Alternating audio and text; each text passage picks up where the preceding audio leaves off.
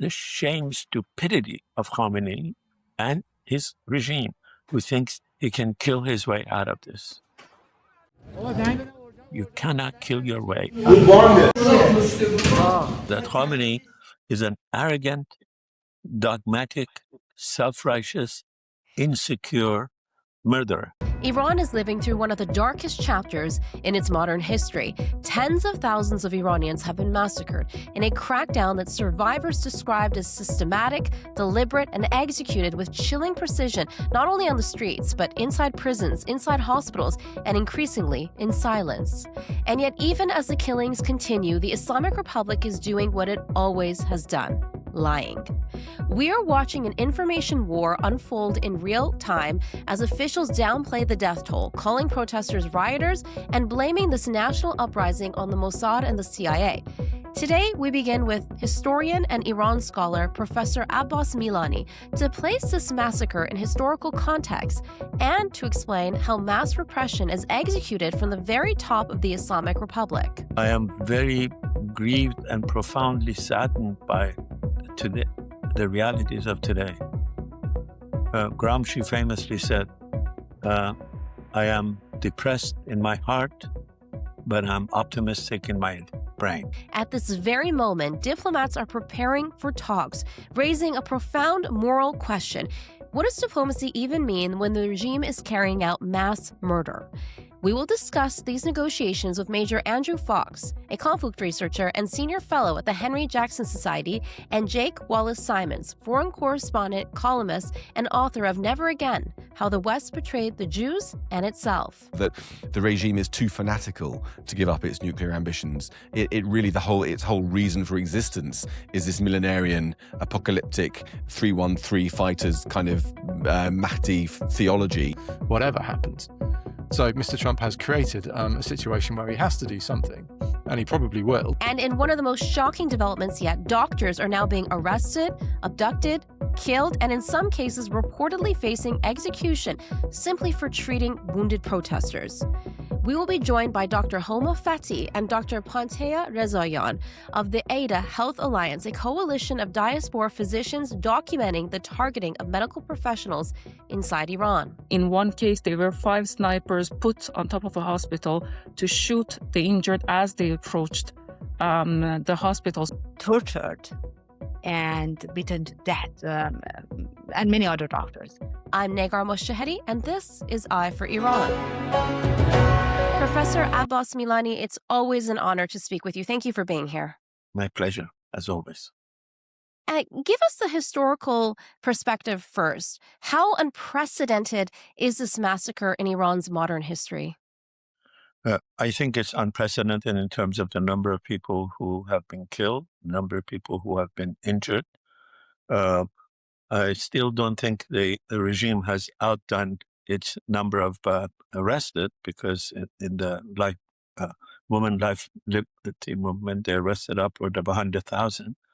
I don't have the most recent numbers, but this is the most murderous this regime has been. I think the last time such numbers were in the play in terms of the number of people killed must have been during Agha Mohammad Khan Qajar, when he did Kerman, and it has lived in infamy. I have no doubt in my mind that this is Khamenei's day of infamy.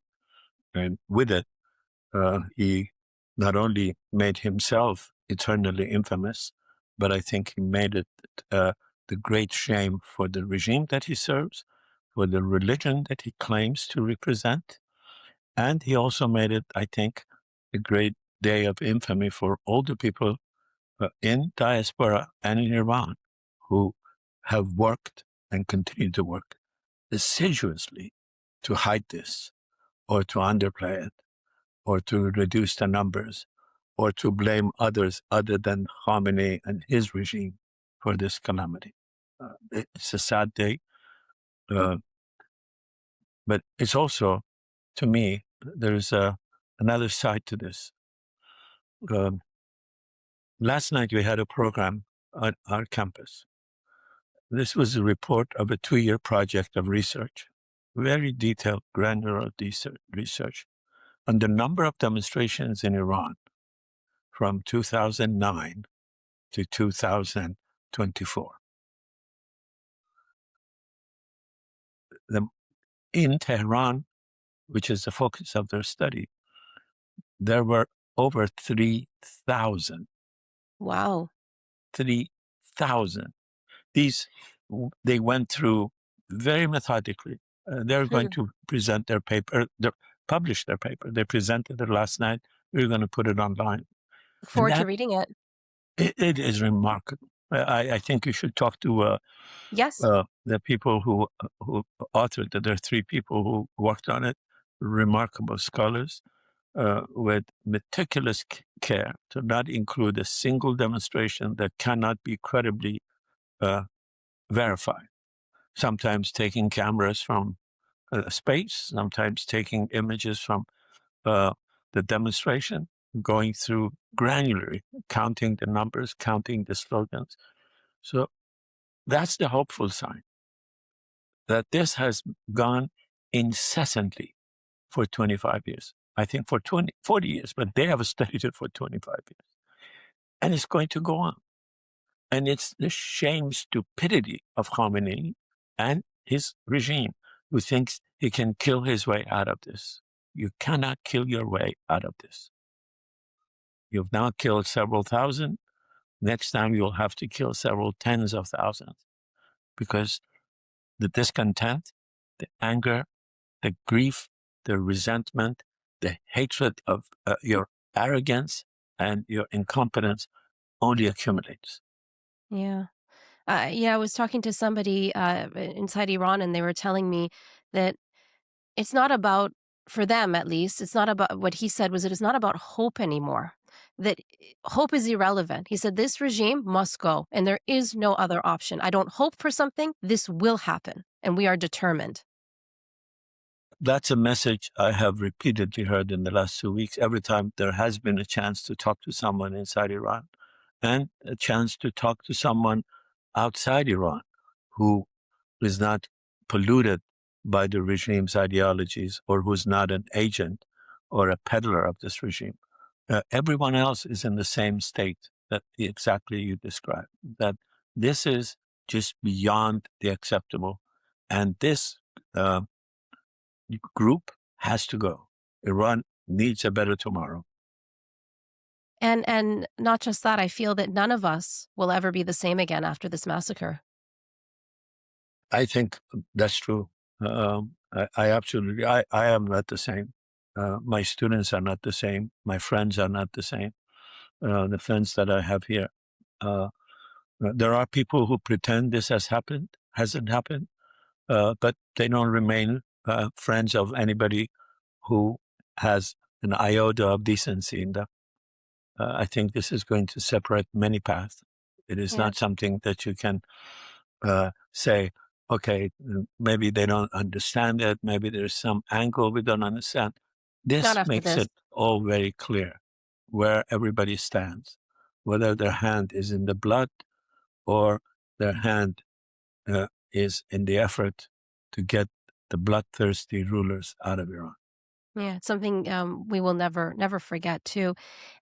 Speaking of which, these negotiations that are apparently set for Friday, at this point, what is there even to negotiate about? And when, in order to have a successful revolution, one of the conditions is a favorable international environment. And a lot of Iranians thought that they had that with the red line that President Trump had.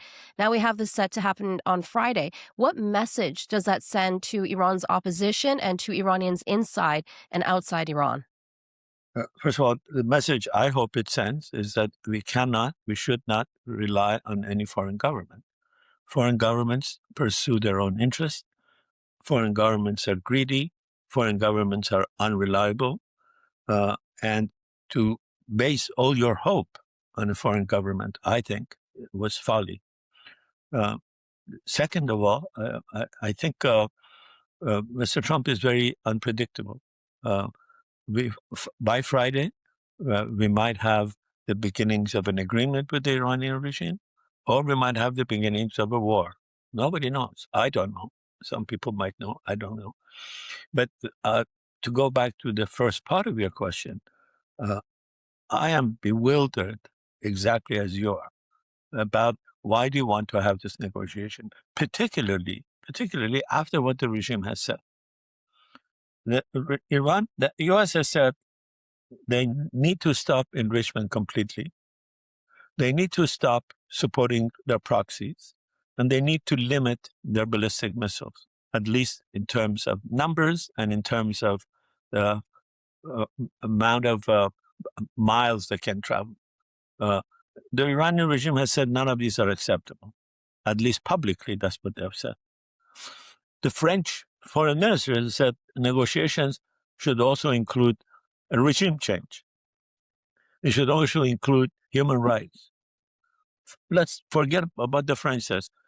Iran is on record saying we don't accept these three. So what are you negotiating for? What are you hoping to achieve? Iran says we are only willing to negotiate on saying we won't build a bomb. Well, you have lied for 40 years. You have said we don't want to build the bomb, and then your foreign minister, the head of Iran's Atomic Energy Agency, the past head of atomic energy, Khamenei, everybody has said we know how to build it in 24 hours. Well, if anybody has studied even for a minute what it takes to build a bomb, nuclear bomb, you clearly have done everything to build the bomb. So you've been lying when you said our purpose is peaceful. What is Khamenei going to promise Mr. Trump that is going to be reliable? So I don't understand it. But I also never from the beginning thought that we know for sure what he's going to do. Every interview I did, when they asked me, I said, I don't know what he's going to do. I never have thought, I still don't think, that the solution to Iran's problem is an invasion. I think the solution to Iran's problem is domestic. Iranian people are capable of getting rid of this regime. They don't need Donald Trump's cavalry to arrive. But we also don't need false promises. Yes. And we also don't need you to throw a lifeline to this regime just as it's about to sink. Making a promise, not delivering, and then negotiating what clearly is to me a futile negotiation. Even if there is an agreement, 6 months later, you're going to be back in the same place you are now because this regime is a cheating, unreliable regime. Why are you doing this?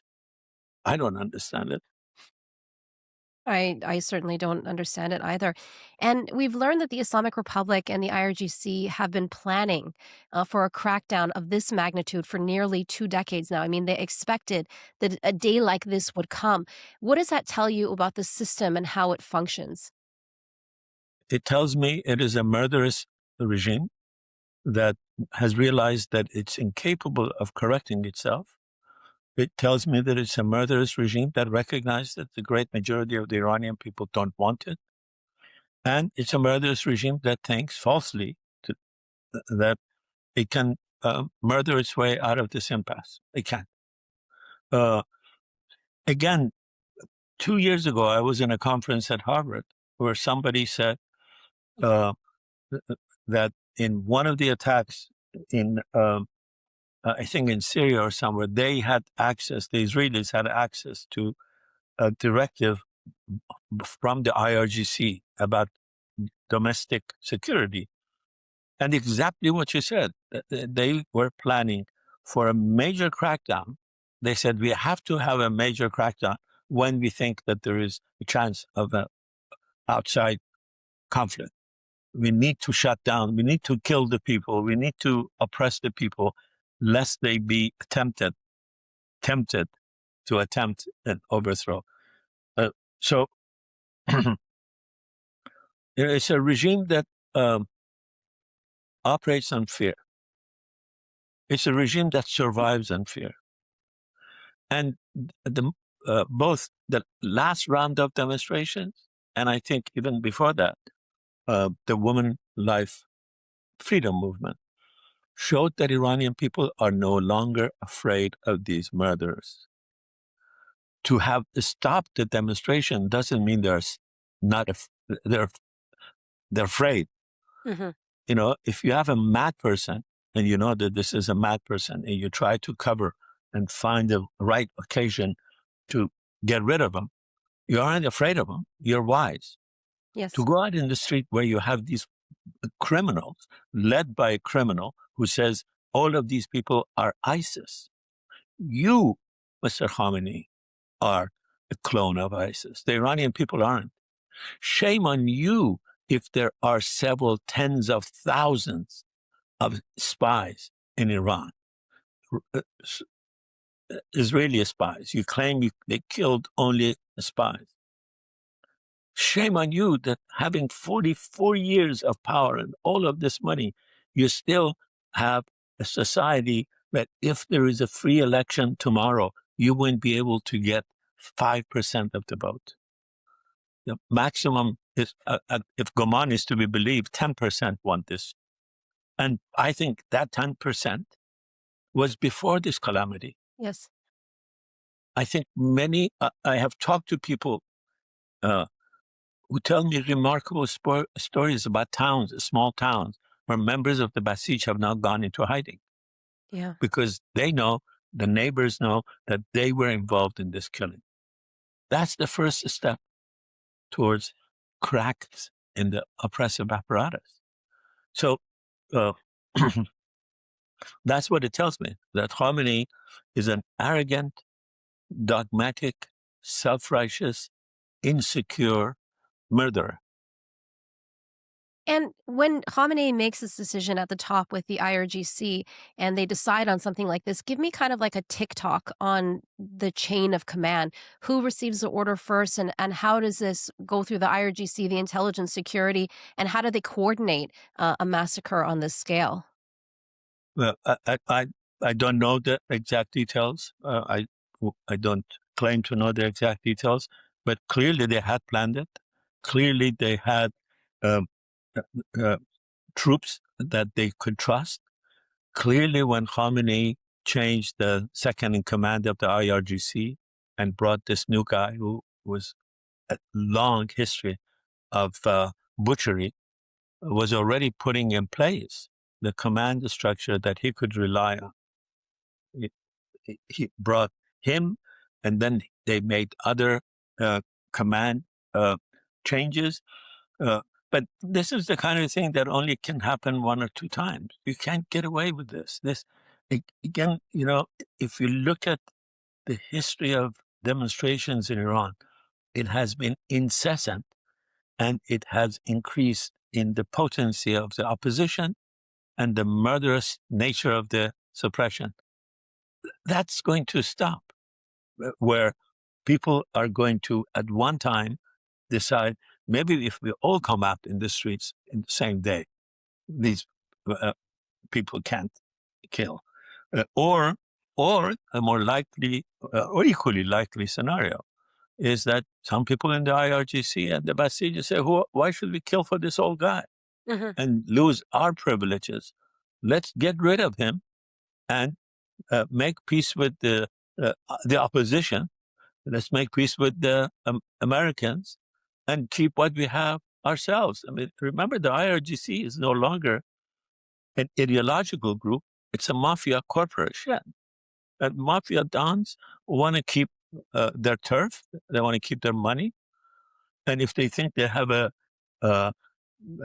someone who has lost his marble as the don of the dons, as Khamenei is, the history of mafia is filled with getting rid of the don of the dons, where the other capos decide he's endangering the whole game. You know, we saw Foreign Minister Abbas Milani on Fox News downplaying the numbers, calling the protesters rioters, blaming the Mossad and the CIA. Now even Ghalibaf was on CNN, and he was showing the CNN reporter a video of who was clearly security agents of the regime, plainclothes officers, and saying, oh, look, they're not dressed in IRGC commander outfits, therefore this must be foreign agents. And something I've noticed when I go online on social media and I post something, I'm getting attacked by people from particular think tanks, some scholars in universities, and they all have the same messaging, and it seems very coordinated and very orchestrated. Talk to me about that. I wrote an essay about a year and a half ago. It's called Khamenei's Soft Power in America, where I talk about the influence that they have created in academia, in media, in cyber jihadists. They have a very sophisticated network. And they operate very, as you say, both in a coordinated manner and in a diffuse manner. Somebody sheds doubt about the number of killed. Somebody sheds doubt on who the ones who are killing, doing the killing, was done. Somebody says they're negotiating already with the Americans.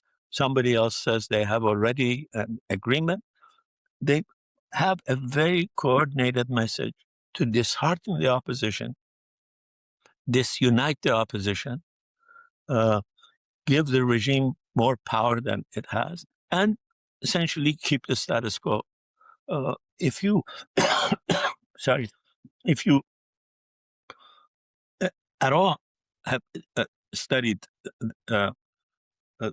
how they operate, a few 4 or 5 years ago, the same project that we have at Stanford that did this research on the number of demonstrations, did a research on the networks that the regime has created on the social media. They traced how these people code one another, like one another, refer to one another, reference one another. They create this echo chamber. And the opposition, unfortunately, I think, systematically underestimates the organizational and mendacious nature of this network. The regime is more mendacious and more organized than the opposition often gives them credit. They said they're a bunch of idiots, a bunch of mullahs.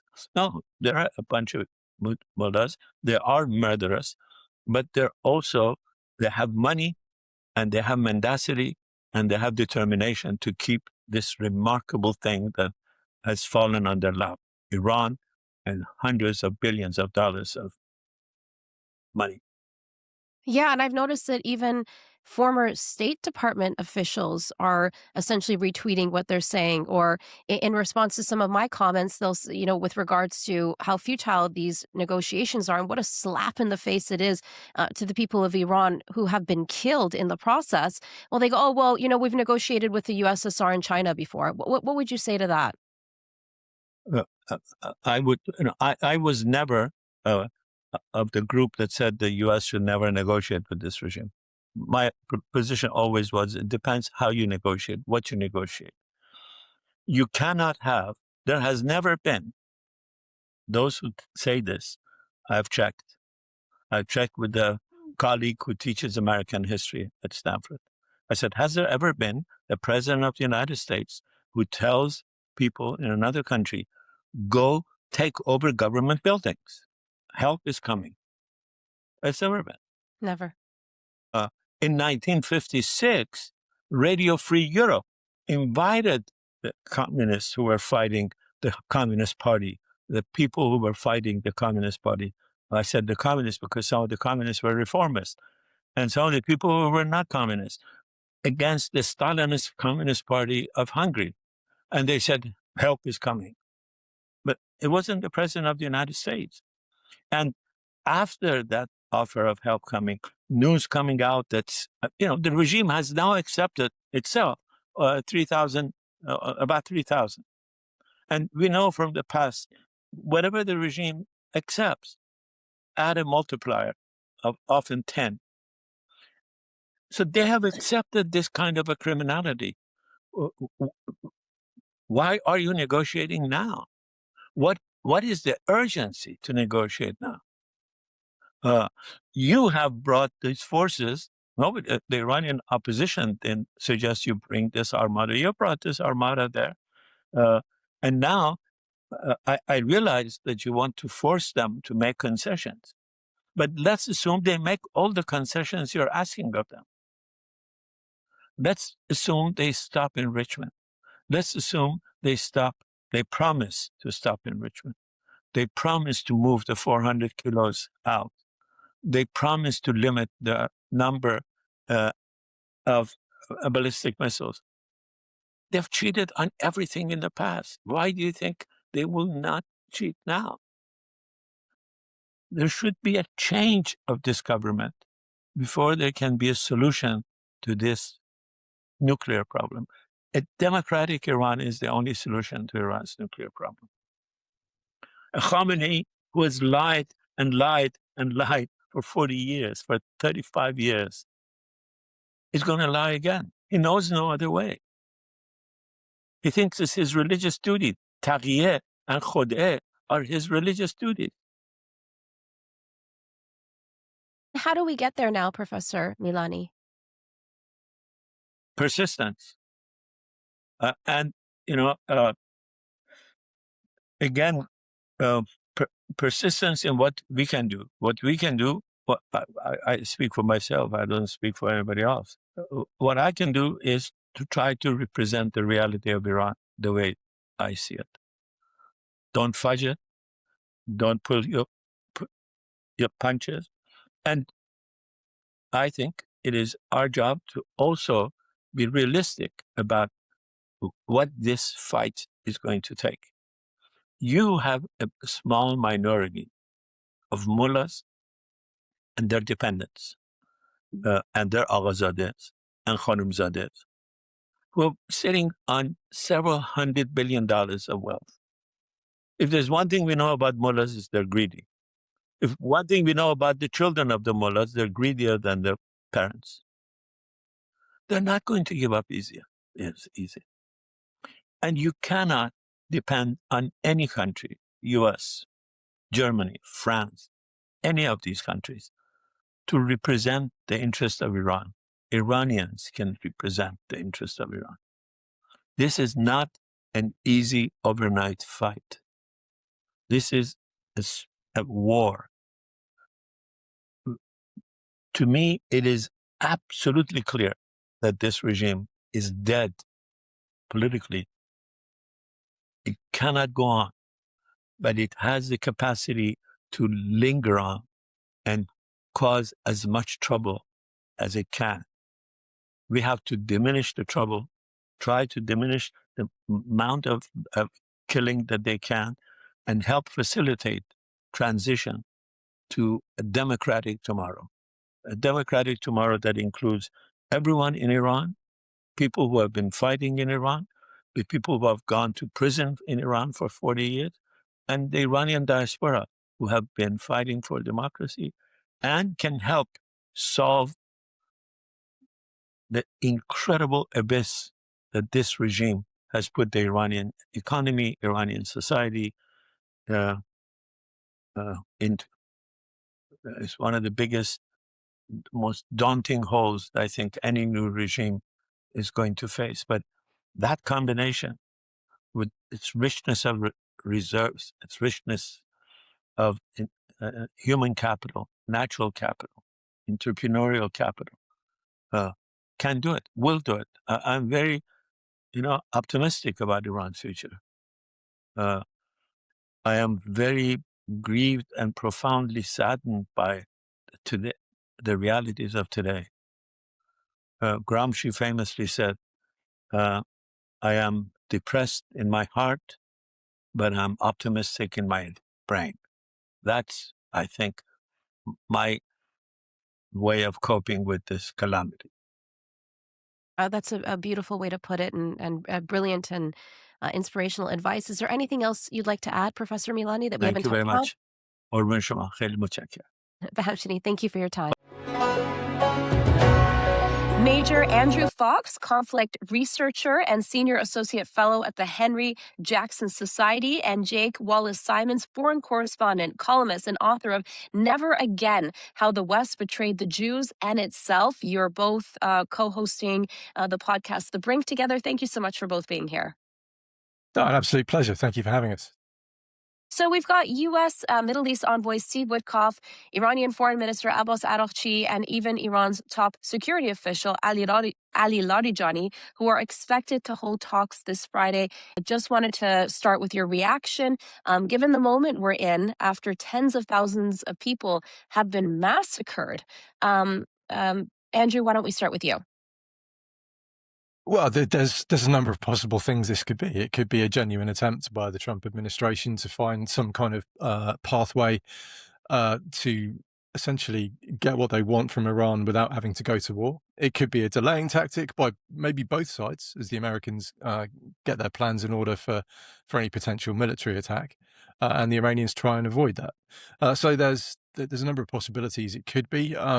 But the bottom line is it's taking a lot of time. It's taking a lot of effort and energy, and the Iranian people continue to suffer whilst all of this diplomatic maneuvering goes on. Jake, what do you think? Yeah, I agree. I mean, I think from the Iranian regime's point of view, it's business as usual. We know how they behave when they're under pressure.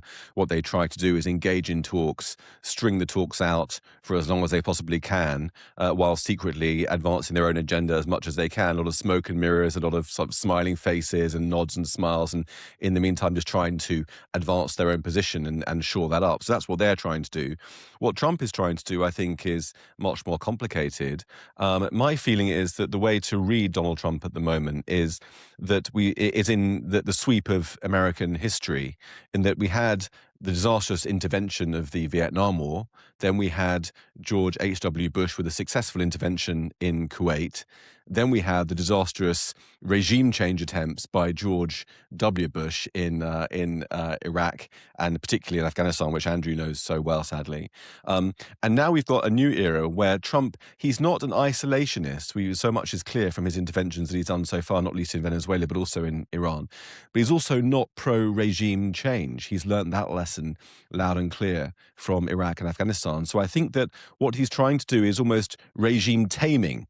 And his agenda is not so much wanting to bring democracy around the world. He doesn't see things as, he's not like a human rights guy.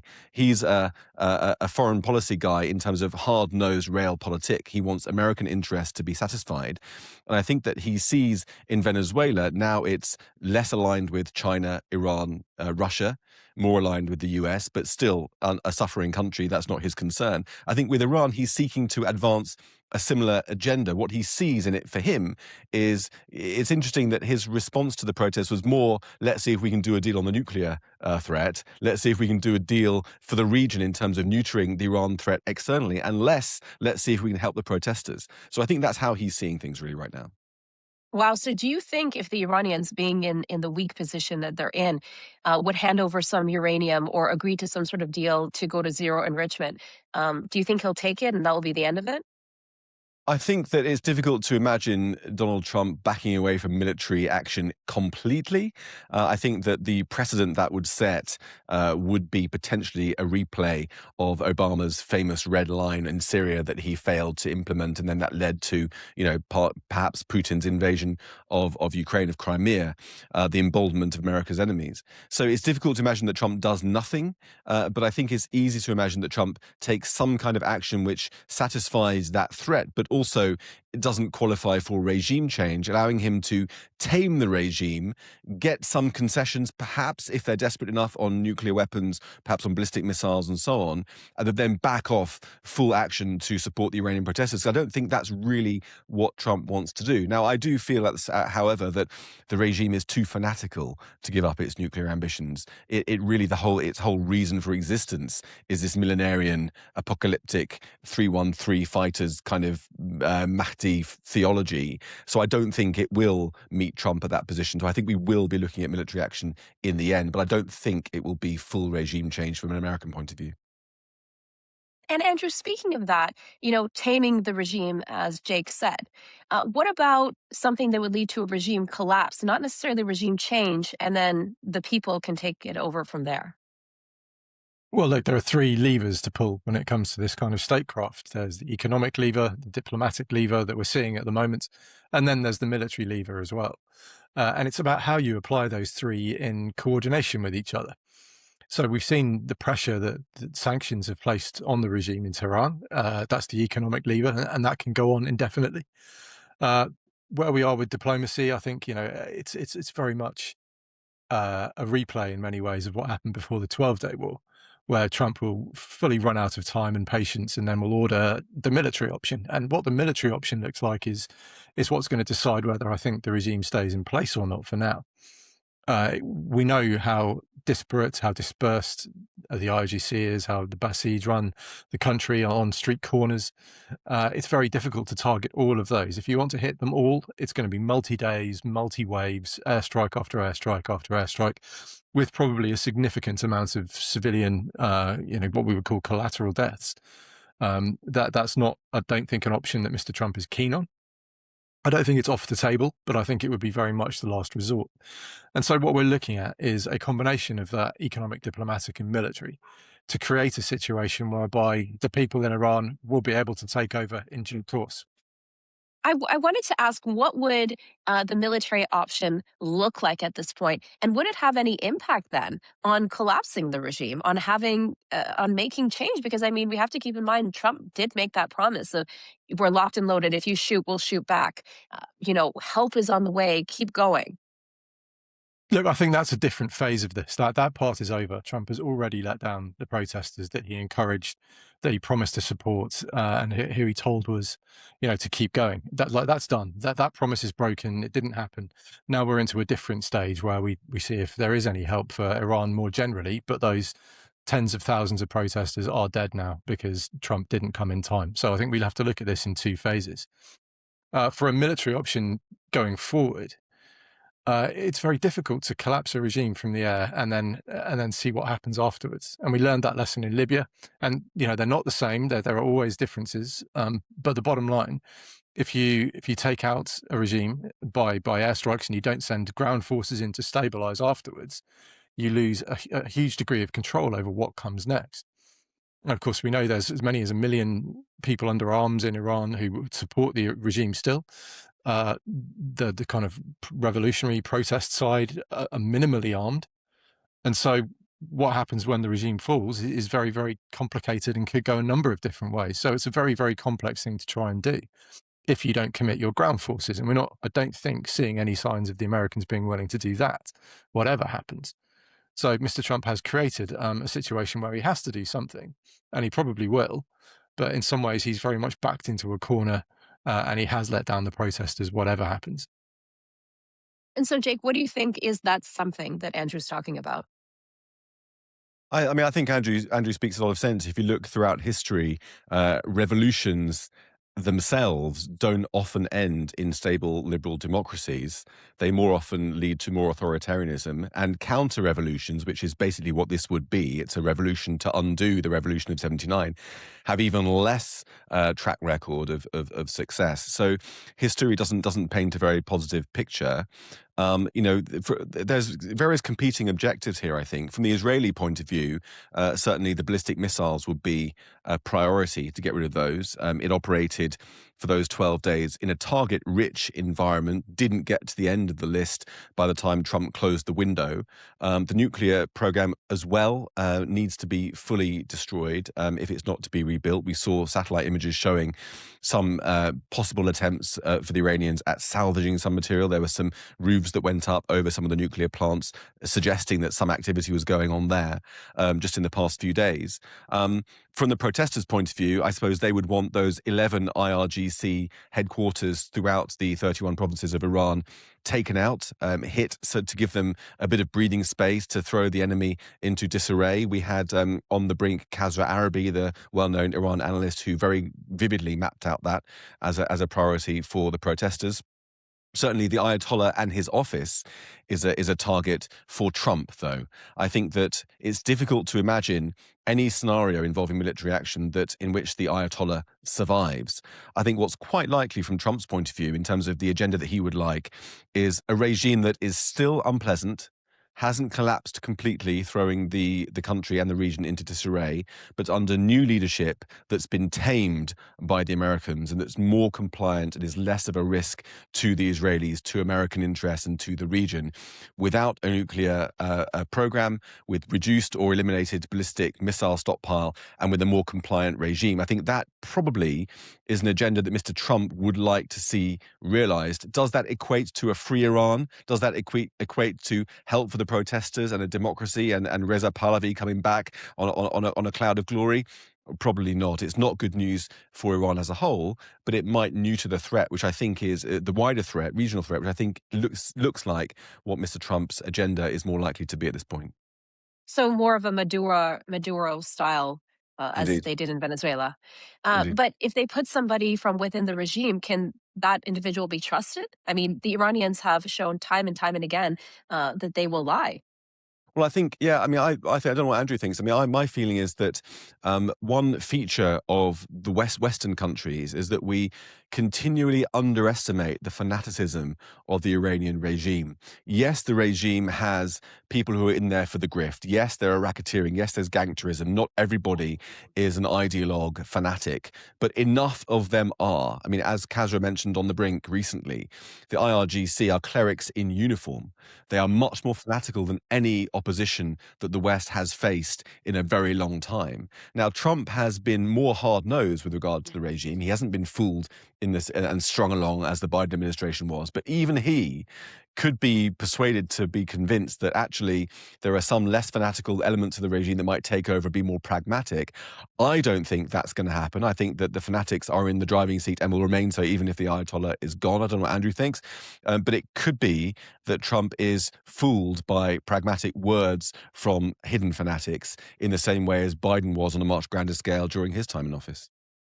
So what do you think, Andrew, especially that you know about the policy in Islamic Republic where you can lie to achieve your goals, and the fact that the IRGC have their fingerprints on pretty much everything in Iran? And even with these talks happening this Friday, I mean, Ali Larijani is going to be there. He's connected to the IRGC. He's one of the masterminds behind the massacre, in fact. Yeah, and that's why this is so difficult. It's why there is no obvious, easy, quick solution that presents us when we look at the military side of things. And you know, just as Hamas in Gaza have managed to engineer their survival so far, they know that there is a ticking clock with Donald Trump, and it's a 3-year ticking clock. Like, he won't be in the White House forever. So all they have to do is play nice whilst Mr. Trump is still around, and then reassess the political terrain once the next presidential election has a result, and we know who the next president is, because certainly a Democrat president is likely to be played in the same way that Biden was, in the same way that Obama was, and the Republican replacements are certainly looking even more isolationist than Trump, especially if it's J.D. Vance. So everything changes in 3 years' time anyway, and these regimes, these organizations have the advantage that they don't think in electoral cycles when it comes to their own plans. All they have to do is think in generations. They can have long-term plans, and they can have a hudna for as long as they want to rebuild their strength. You know, hudna being the Islamic term for a sort of ceasefire where you regather your strength. You know, they can do that for as long as they need, and they can still keep their religious goal in 10, 20, 30 years' time. And we really have to understand that psychology when we're dealing with these people. They're not like the Venezuelan crime cartel, who will happily do a one-place change. They'll get rid of the person in charge, replace them with the number two, and the number two will play nice because they don't want the same thing to happen to them. It's not the same as Venezuela. And my concern is that Mr. Trump, thinking of everything as a transaction, hasn't quite appreciated that nuance, because we're seeing Qatar, Turkey, Hamas playing him for a fool in Gaza. I suspect the Iranian regime will try and do the same. I mean, I would only just add to that Trump's campaign website is selling Trump 2028 rewrite the rules merch, and by the rules it means the US Constitution. So it looks like there are some signals that we might be looking at another Trump term despite the Constitution, whatever the Iranians are hoping for. Oh, that's a very significant point, definitely. And does this risk normalizing the Islamic Republic to a certain extent? I mean, I know that the Americans, have met with whatever the USSR and China when they've committed severe human rights abuses, but I think we've moved beyond that. I mean, I spoke to Dr. Payam Akhavan, who's a former UN prosecutor. He is an expert in genocide, and he calls this an extermination, something that we've never seen in the scale of Iran's modern history, from modern history in general. Um, so when you see an extermination, as he's labeled it, does this not risk normalizing that kind of behavior? I think we've moved beyond severe human rights abuses here. Yeah, the massacres, the scale of the massacres we've seen in Iran in recent weeks really have recalled the 20th century, I think. It's recalled Hitler, Stalin, and Mao. That's the scale of the slaughter and butchery that is being carried out on the streets of Iran, in just the same way as the Soviet Union has used, for example, and the other dictatorships I've mentioned. There is a danger that the regime could be normalized if Trump's transactional attitude, as Andrew describes it, leads to a deal, the art of the deal, that leaves them much more neutered with respect to the region and the Americans, but still in control of the protesters and still with the ability to gun them down if they are to seek to advance their own freedom as they deserve. That is a really real risk, I think. I mean, either way, I think in the longer run, maybe in the medium term, in the next few weeks, couple of months, the Iranian regime is going to emerge broken. But will it be intact or not? I think it's likely, unfortunately, that it will still be intact.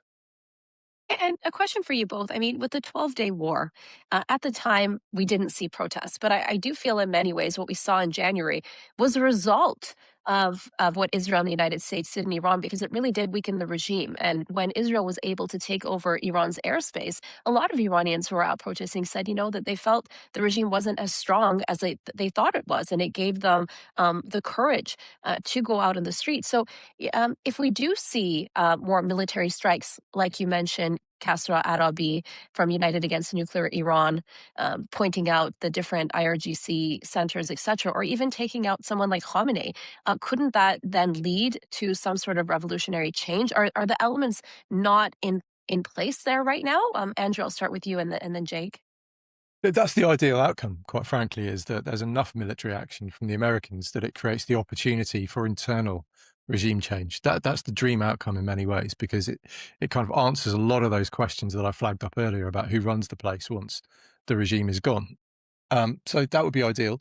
That it's difficult because, as I said, there are so many security personnel that are attached to the regime, and they will retain a degree of mass to be able to put down protests. So that's the first hurdle to jump over. I think what that looks like is making sure that arms get into the country for the protesters, if we're really going down that route. Then we have to consider, where the regime sits once the bombs have stopped falling. Is there somebody that can kind of seize the reins? Is there somebody that can, give the protesters enough that they feel that their challenges have been answered? Because, yes, the 12-day war was one of the catalysts for this. The other was a lack of water. The other was huge inflation. There's a kind of perfect storm of factors that have gone into this. And if there's somebody who steps over and takes over from Khamenei, who can reassure people that actually this is going to be okay going forward, then that might be a slightly different dynamic. So, yeah, as I said earlier, there's just a number of different factors that play into this that make it incredibly hard to predict what's going to happen next. Yeah, I mean, I would agree. I think that when it comes to the possible success of the protest, we need to recognize that what we're talking about is military force, not in terms of, external military force we've talked about, but internal military force used against unarmed protesters. That's the obstacle that the protesters have got. Yes, they are fragmented, haven't had a single coherent whole and a leader to rally behind. Recently, it seems like Reza Pahlavi is emerging more and more as this unifying figure that the protest movement has lacked traditionally in recent years. But still, you've got people who are not armed. Not only they're not armed, but they're not trained to use arms. If you were to ship in a whole load of AK-47s and hand them out to the 17-year-olds on the street, they would probably shoot each other because they don't know how to use those arms. So what we're really looking for, the deciding factor would need to be, in terms of the hard power power. You've got a regime that isn't going to, see protesters threading roses into its gun barrels and put them down and join the protesters. But what we could see is some kind of defections. That's the only thing that's going to change the balance of power on the streets of Iran. If there were some elements of the army, for example, I know Reza Pahlavi has tried to appeal to the army to defect, the less fanatical elements, the less sort of brainwashed parts of the IRGC, who were able to take the side of the protesters and turn arms against the regime, then you'd be looking at something more akin to a civil war. But it's notable that there has not been any sign of that so far. And without that, you're going to see brave protesters taking to the streets, young people being mown down and butchered. I mean, I saw a video of a school teacher weeping in his classroom because his entire class had been massacred on the streets. I mean, that's what we're going to see. The regime will not stop. It needs to be forced to stop. But how's that going to happen? I mean, that's a really big question.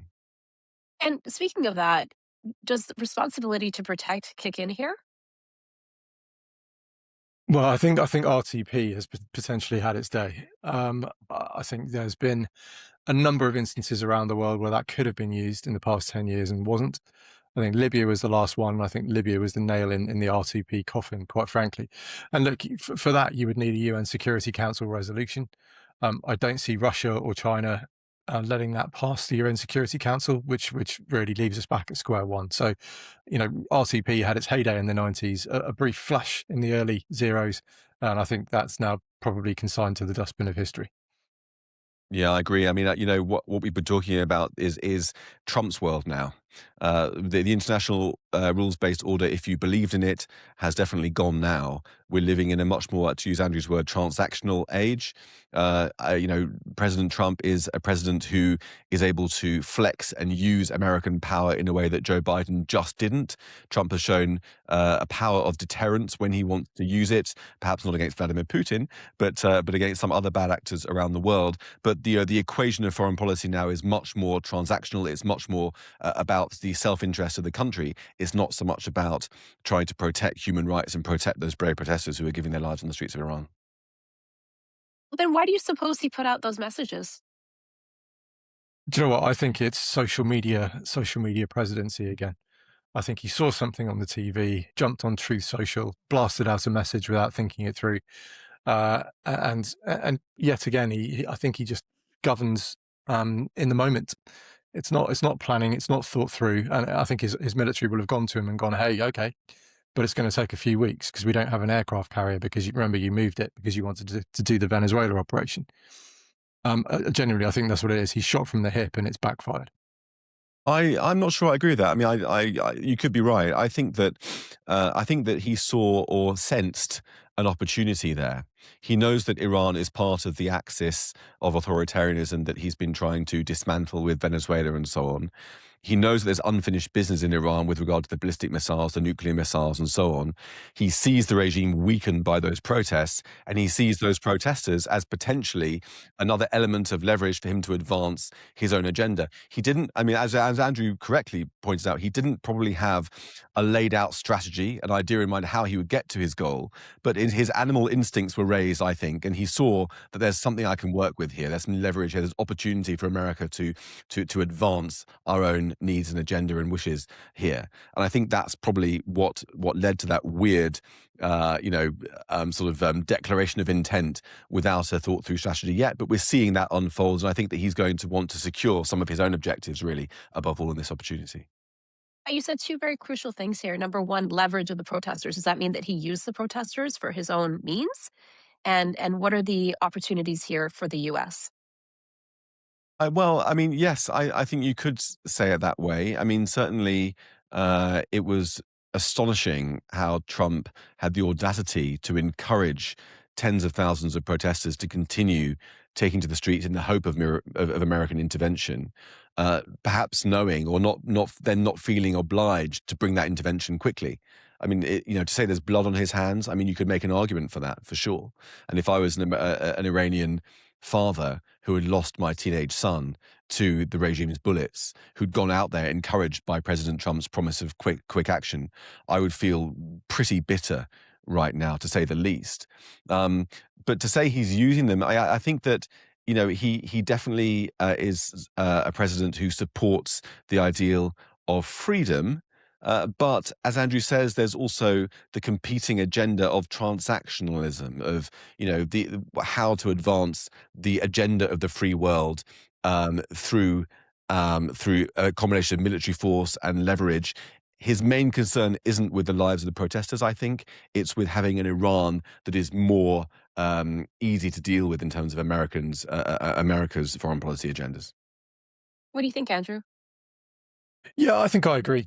I think he has firmly let down that first tranche, and really, I think the way history will judge this is what happens next. And I think this is now in the wind.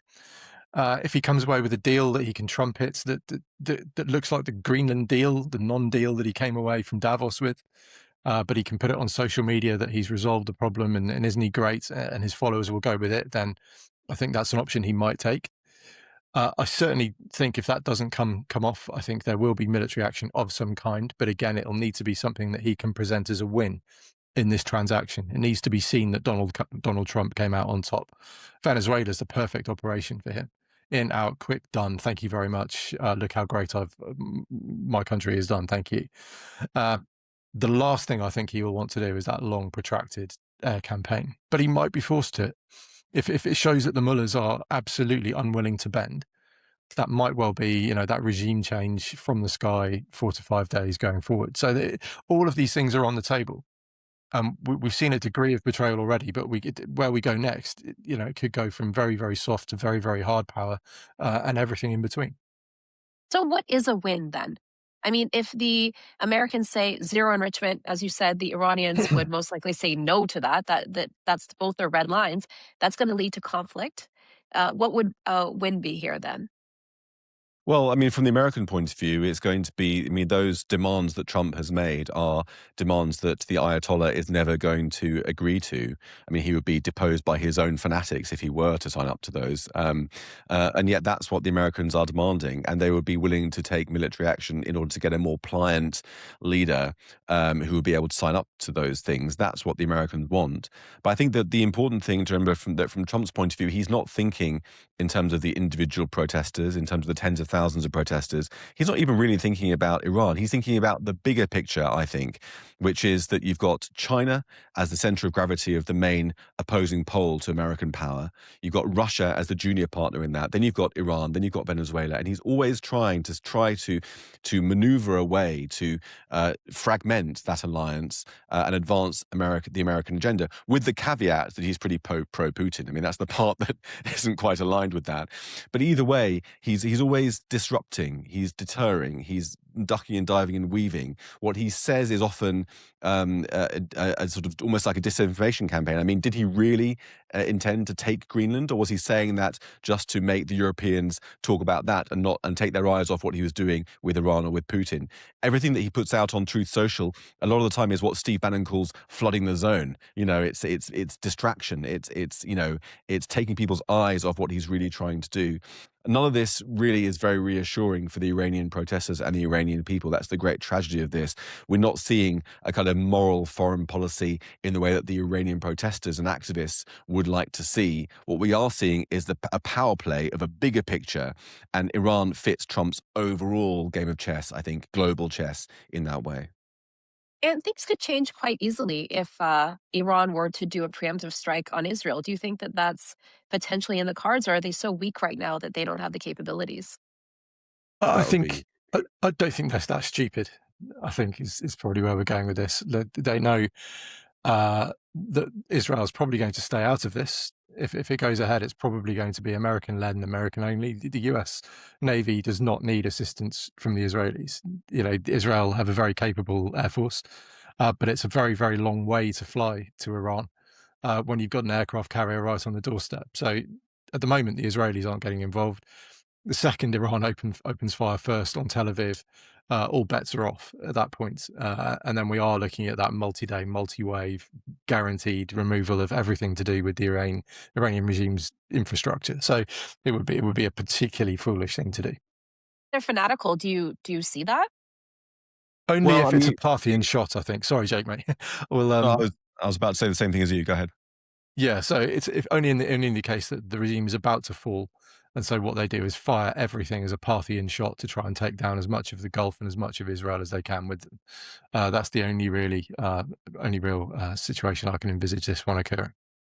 Yeah, I mean, let's not forget that the ideology of the Iranian regime, the Mahdiism, is apocalyptic. What they want, what they think, what they believe will happen is an apocalyptic war triggered by the destruction of the Jews and war with Israel that will then draw the whole world into it. Then the Mahdi will return, then he'll have his 313 generals and so on and so forth. And so you can imagine that if they see that the writing's on the wall for them, they could think, right, now's the moment of the apocalypse. Let's fire everything off at everybody and come on, Mahdi, come and save us. You can imagine, I mean, I'm laughing, but it's not funny, but you can imagine that actually that's what guides their foreign policy. They're not normal. They're not normal authoritarians. They're not normal dictators. They are religious fanatics. That's their primary characteristic. So I just wanted to end things off with this information war that I've been seeing online, where a lot of people within the Iranian regime kind of influence network are painting this as, any kind of foreign intervention is bad. And, the Iranians are stuck in the middle between their own repressive government and potentially foreign intervention. And that a lot of what we're seeing is A, by rioters, and B, again, foreign intervention. Most likely they're referring to the Mossad and CIA. What do you guys make of that? Um, Look, we're already seeing the early stages of this information warfare playing out over our phones as we speak. We know Iran has a very sophisticated and very well-resourced international influence arm, and they will absolutely be trying to take pages out of the playbook that we've seen for the last 2.5 years by painting themselves as innocent victims of international aggression from the West, and of course, by implication, from Israel as well. So that is the paradigm that they will be trying to push. And actually, in many ways, the delay that we've seen from protests to now to military action has actually helped them with that slightly. Because if it happened during the protests, that's much harder to spin.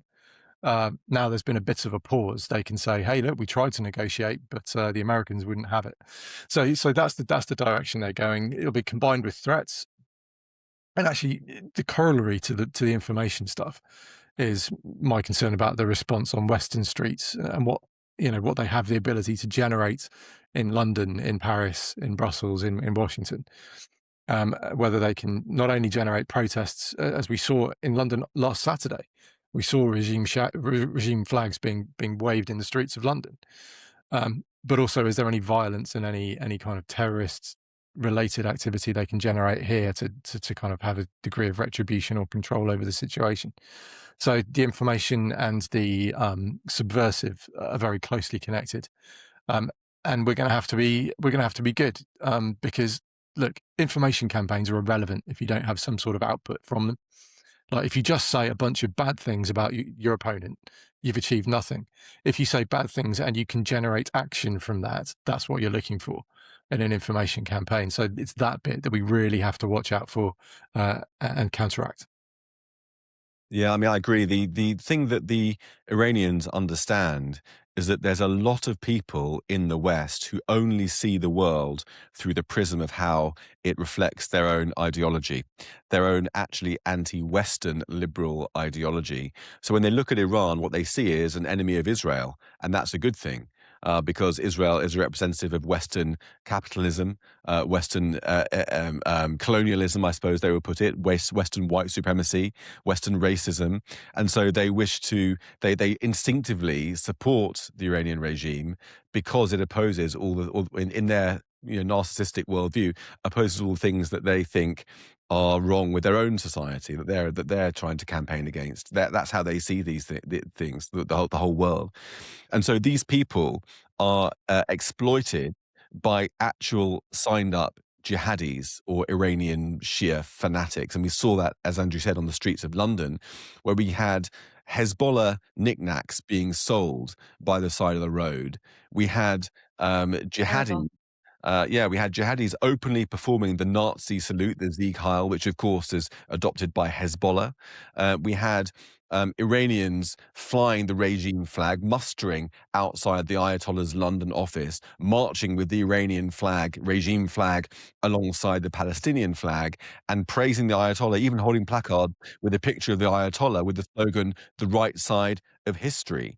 And it's the Western idiots who think that all of this stuff is anti-racist that swell the numbers of these hardcore jihadis and terrorists, and act as the numerous sort of foot soldiers who hold the battering ram of jihad and thrust it into the gates of Western civilization. That's what we're facing. And the Iranians know that. They know how stupid the Western left is.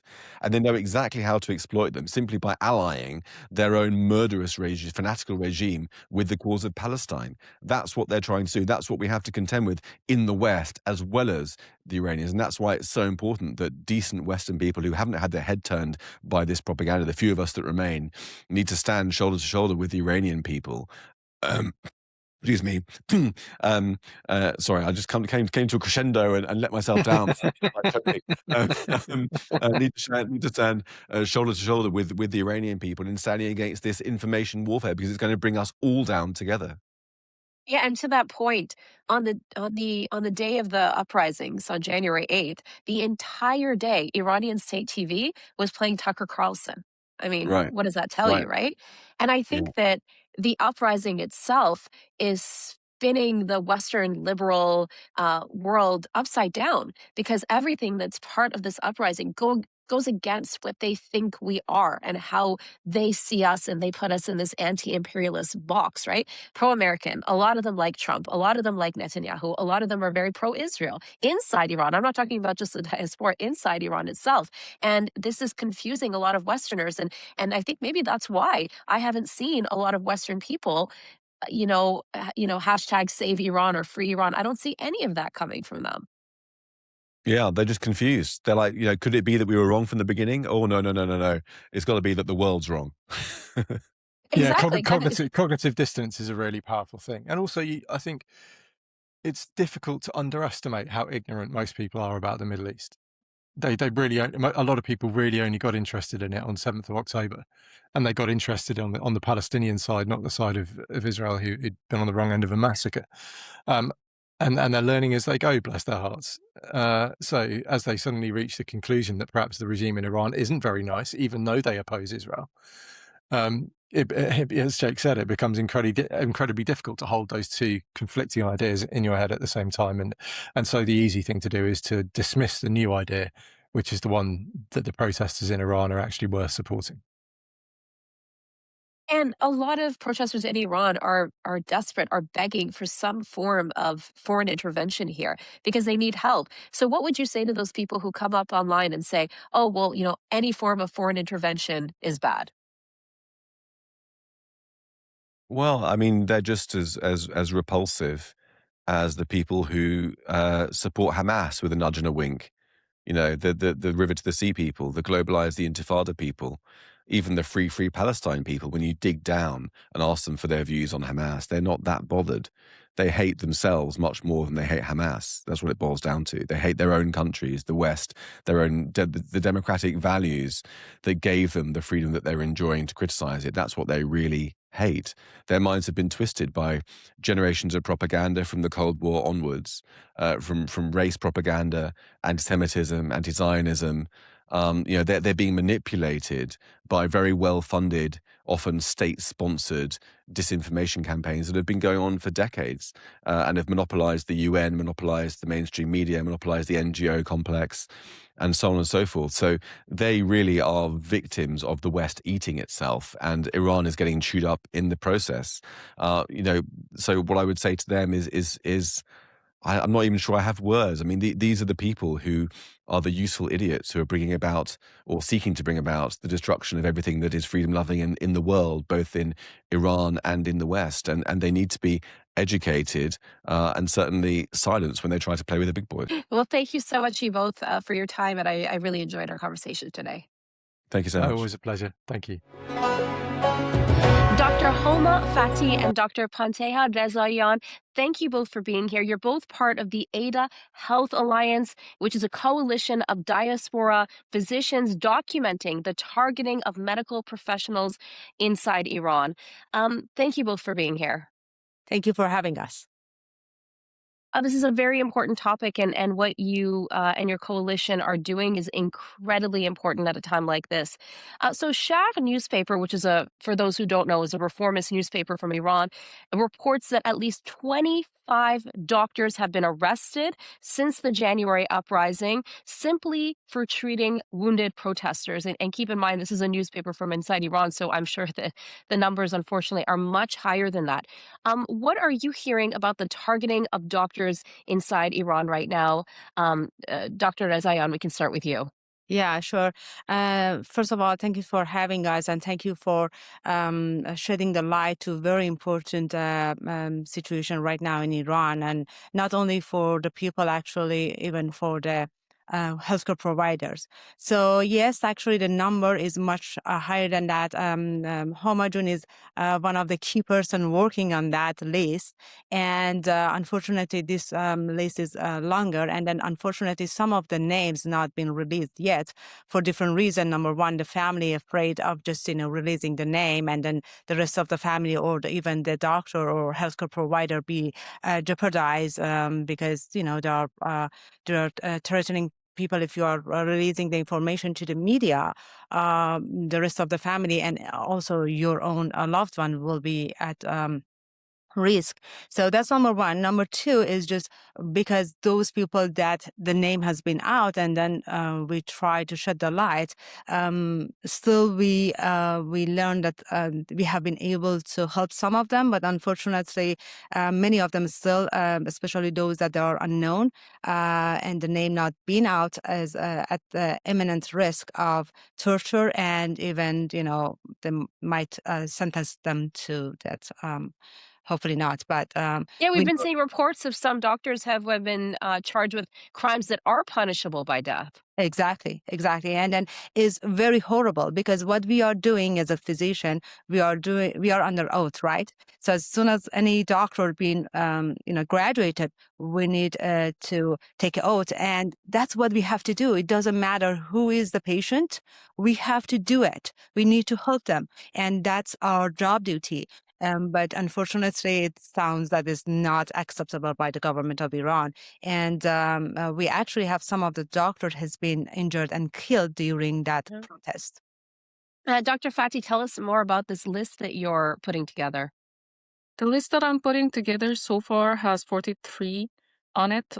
It is not just doctors, it is also medical students, nurses, technicians, like operating room technicians, and any healthcare worker that helps throughout the hospital and outside. The list is also has also a separate part for those who were killed. The majority of healthcare professionals who have been arrested due to helping people who were injured. Like they either protested the presence of plainclothes and security forces inside the hospitals, or they had an argument with them over taking the bodies of the dead outside without surrendering them to the family, or taking the injured from the bed before the medical procedure finishes. In some cities, there has been heavy presence of IRGC forces and other security forces in the hospitals, whereas in some other cities it hasn't been so heavy, but the pattern is very similar.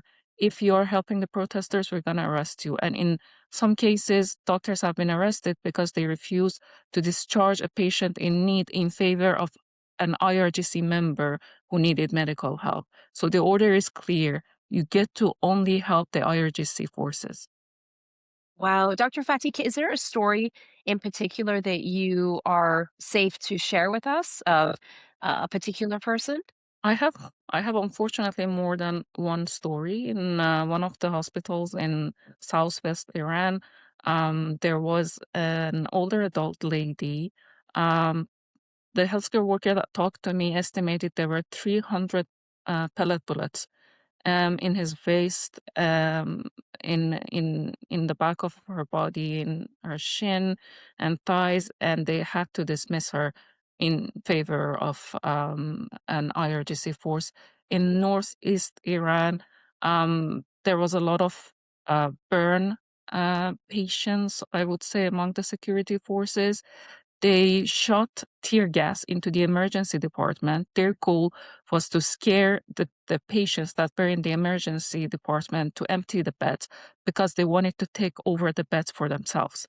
There was one of the security forces that was going around the hospital taking pictures of the faces of every single person that was injured, or that one of the doctors approached him, said, "Who are you? What are you doing?" And that doctor was arrested in 2 days and right now is facing a ban on his medical degree and for his ability to practice. My Also, God, these are awful. there is another story in northwest Iran. A medical intern was directly shot in the hospital for protesting the presence. So I am collecting more information on that right now, but there are all sorts of stories out there that are confirmed that we have personally directly been in touch with healthcare professionals, students, nurses, physicians, all of the healthcare professionals who are desperate to get their voice out there and to receive any form of help that they can from international organizations that are responsible and do advocacy for safety of healthcare professionals and healthcare facilities. And Dr. Fati, just to add to that, what is the message then that these healthcare professionals want to get out to the rest of the world? I think first one is giving the Iranian victims credibility.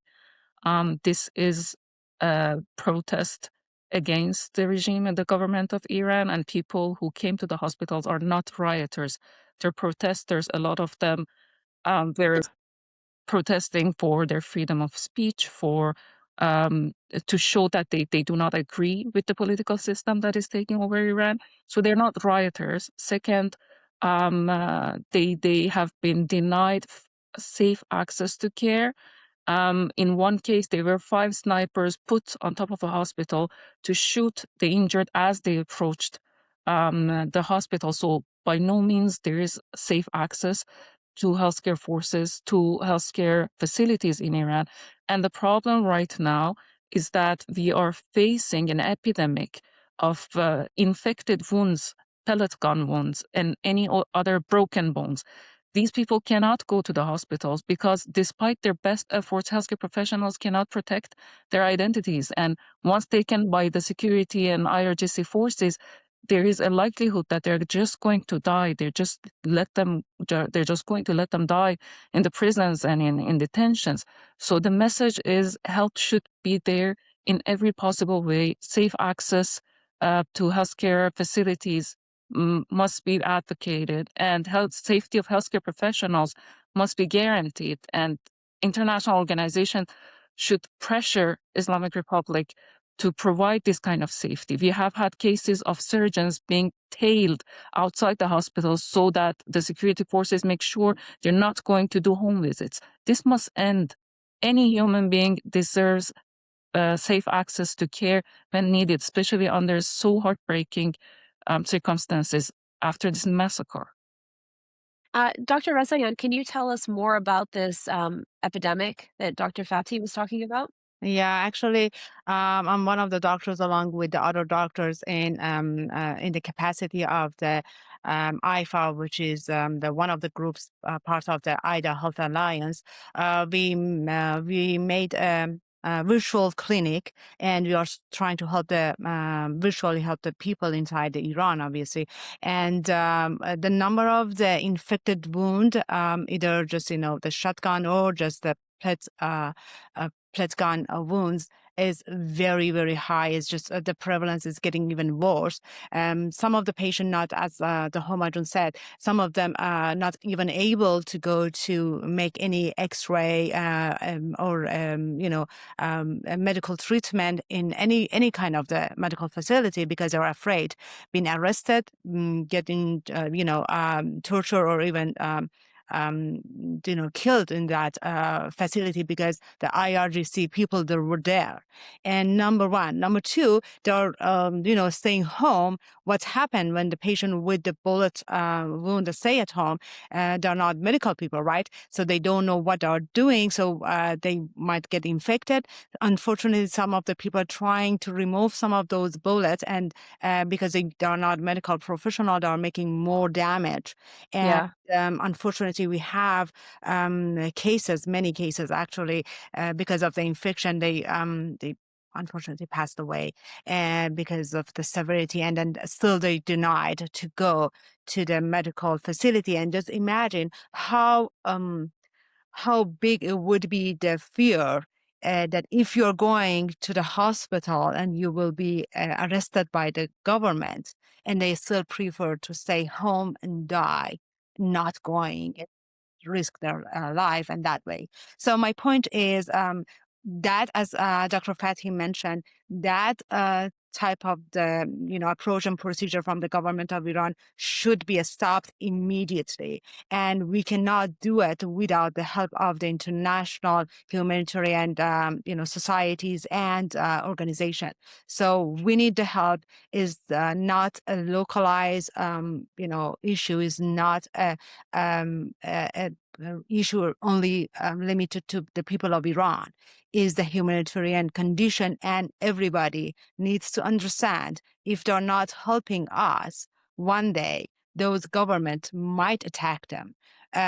They did that many times. So it's not a very national issue. It is an international crime, needs to be stopped right now. Yes, it is an international crime. And I wanted to ask both of you, and I'll start with you, Dr. Rezayan, and then we'll get to you right after, Dr. Fatih, is that, to be honest, I've been getting into arguments with a lot of people online because the talks are set to take place this Friday between the Iranian regime and the Americans in Turkey and Istanbul. And, I've been tweeting about that, for example, on X, and some people in think tanks and whatnot and have been saying, oh, well, what's your alternative? This is a good thing that they're meeting. Negotiations is a good thing. And I said, well, listen, tens of thousands of people didn't die for a better nuclear deal of some sort. What is your response as medical professionals who are asking for international help? What is your response to something like that? So obviously, as a person that kind of the representative of my group, which is the, is nonpartisan group, and I'm not going to explain my personal political view about that, but something about, international humanitarian law. If the government making a crime doesn't change if they are making a good deal or bad deal about the one thing. The crime is the crime, and it's the government that can do that to their own people. They definitely can do it to the other, especially when they already announced that they want to convert the other countries to what they believe is believers, or they already threatened the many other countries, and they did so many things to other peoples.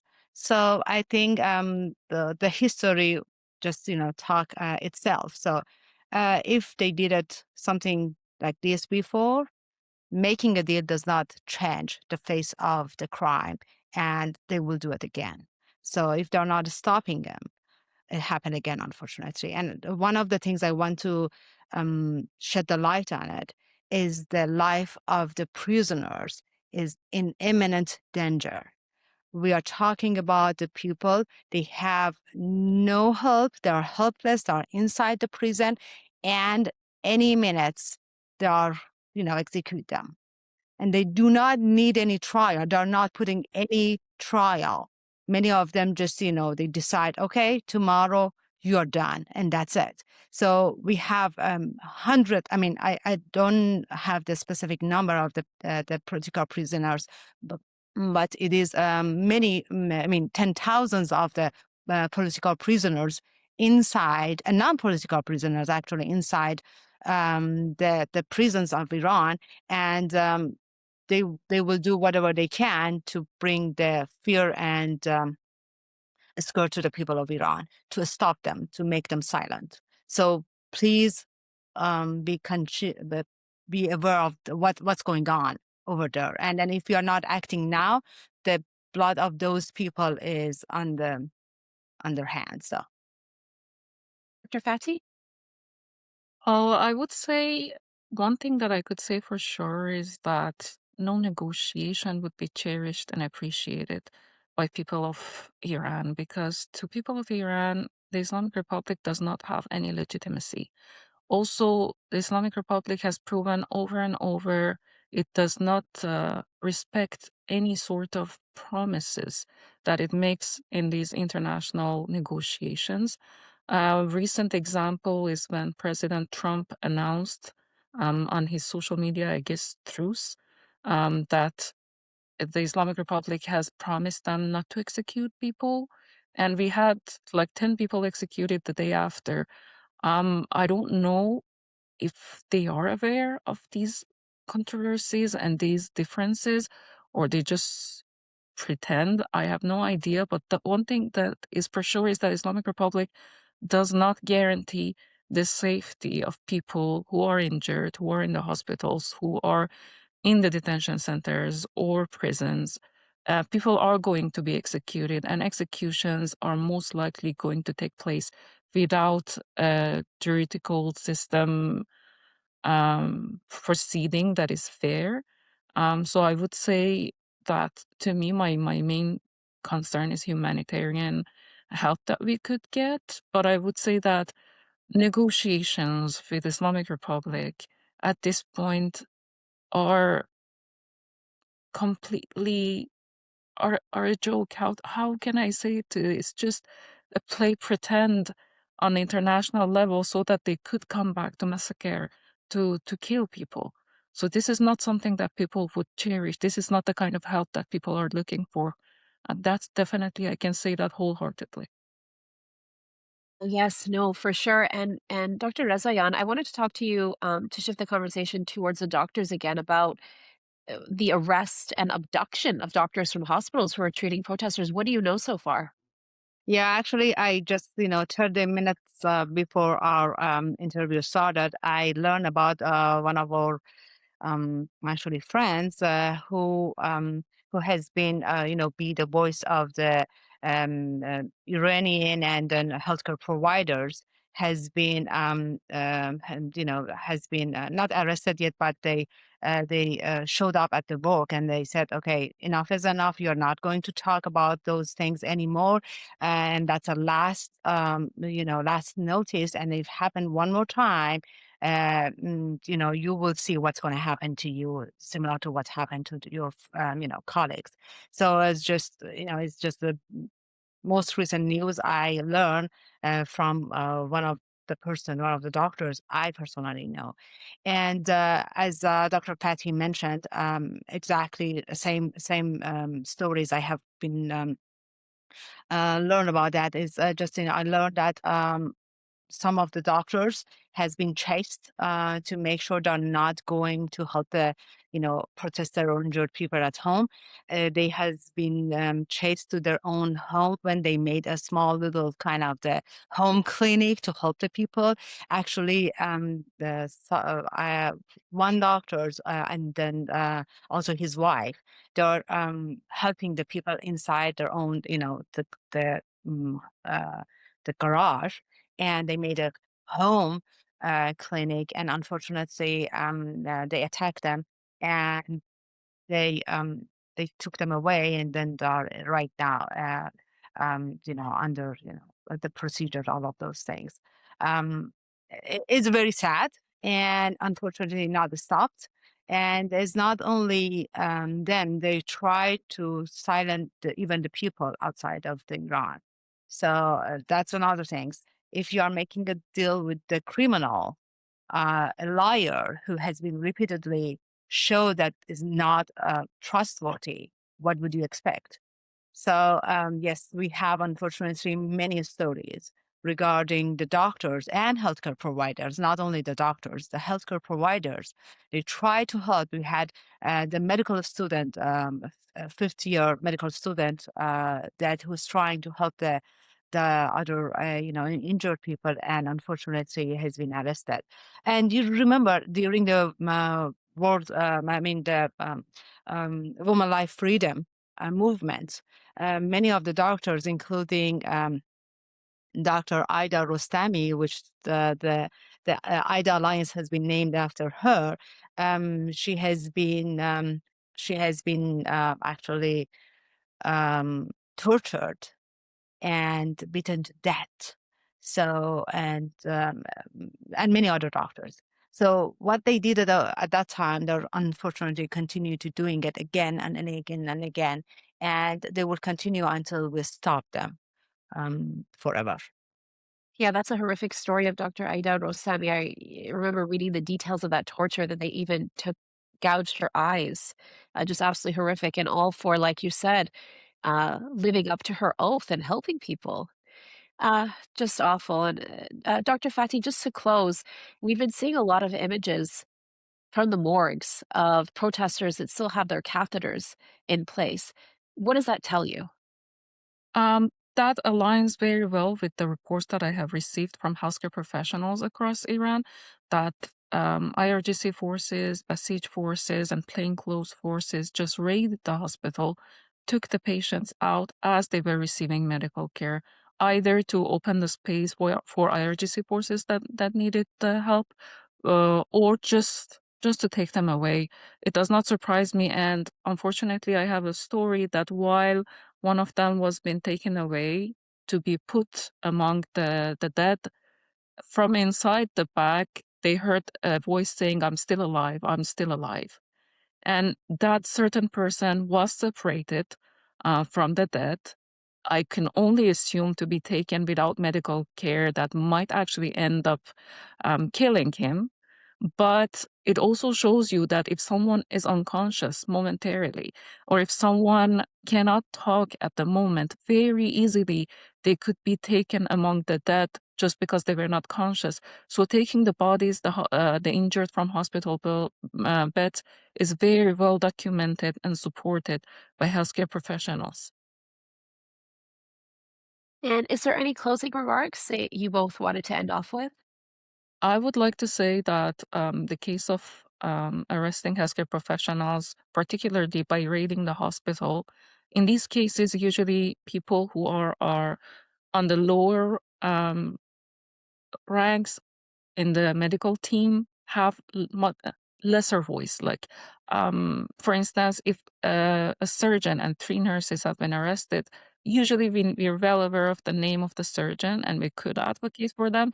But there's an intersectionality here, in the sense that if the personnel is nurse or an operating room technician, there is less likelihood that we are well aware of the circumstances of those healthcare forces, which by no means have less importance in what they have done to serve people. So I want to shed light on that and say that everyone who has tried to help the injured counts as part of the healthcare team now, and the lives of these people are as valued, and we have to advocate for all of them. And I would like to add to what Dr. Fati said. The number of the toll that is still not exactly clear. We don't know, and that number has been deliberately obscured by the government of Iran and all of those internet shutdown. But the problem is not only the numbers of the death toll at that night, that few nights of the protest. Actually, the number of the people right now at home and they're at risk of the infection and, unfortunately, imminent death because of that is increasing. And then we need to also consider those numbers as a part of that death toll. Also, the number of the people right now, we have several reports that the people has been released from the detention or just the prison, and few days after they will die. It's very suspicious. There is no really underlying condition or something that explain that immediate death. So this is one of those things that the many doctors are working on, that to bring more information and understand what's going on, because it's more than one or two or few cases. It has been high number enough to concern us about a pattern that has been seen. So that's another thing that we need to pay attention to that. And one more time, every human being, has deserved to have a medical care, and that's our job as a medical professional to help them. And we will continue what we are doing to help the people. They cannot stop us. Thank you so much, both of you and your organization, for all the courageous work that you do. Well, if you like this episode, you can hit the like button and let us know what you think. You can also sign up for our weekly briefing newsletter at iranintl.com/newsletter. And you can also check out our dedicated English website at iranintl.com/en.